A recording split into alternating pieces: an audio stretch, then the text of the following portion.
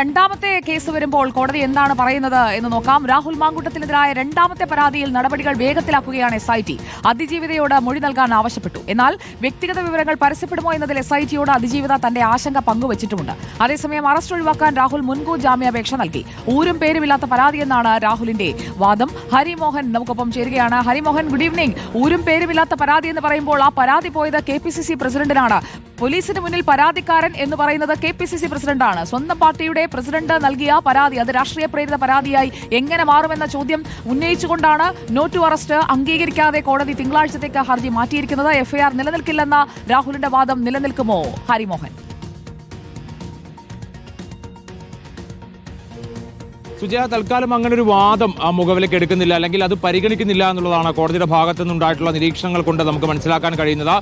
രണ്ടോ മൂന്നോ വാദങ്ങളാണ് പ്രധാനമായിട്ടും രാഹുൽ മാങ്കൂട്ടത്തിലിന്റെ അഭിഭാഷകൻ മുന്നോട്ട് വെച്ചത്. ഒന്ന്, ഇതൊരു ഡിലേഡ് കംപ്ലൈന്റ് ആണ്. അതായത് 2023 ഈ സംഭവം നടക്കുന്നത് എന്നുള്ള കാര്യം പരാതിയിൽ പറയുന്നത്. പക്ഷേ 2025 അവസാനത്തിലാണ് ഇതിന്റെ പരാതി, അതും ഒരു തേർഡ് പാർട്ടി വഴി പരാതി പോലീസിന് ലഭിക്കുന്നത്. അങ്ങനെയാണ് പോലീസ് ഇതിലൊരു FIR രജിസ്റ്റർ ചെയ്യുന്നത്.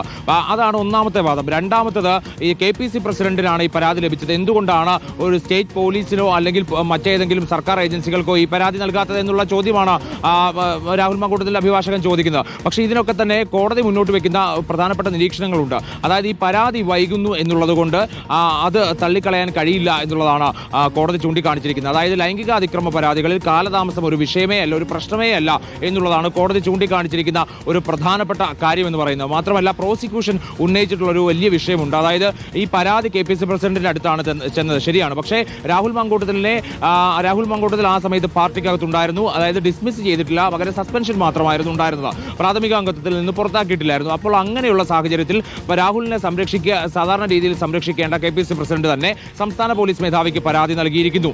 അത് മുഖവിലേക്ക് എടുക്കേണ്ടതുണ്ട്, കണക്കിലെടുക്കേണ്ടതുണ്ട് എന്നുള്ളതാണ് പ്രോസിക്യൂഷൻ ചൂണ്ടിക്കാണിച്ച വളരെ പ്രധാനപ്പെട്ട ഒരു കാര്യമെന്ന് പറയുന്നത്. ഹരിമോഹനാണ് വിവരങ്ങളുമായി നമുക്കൊപ്പം ചേർന്നത്.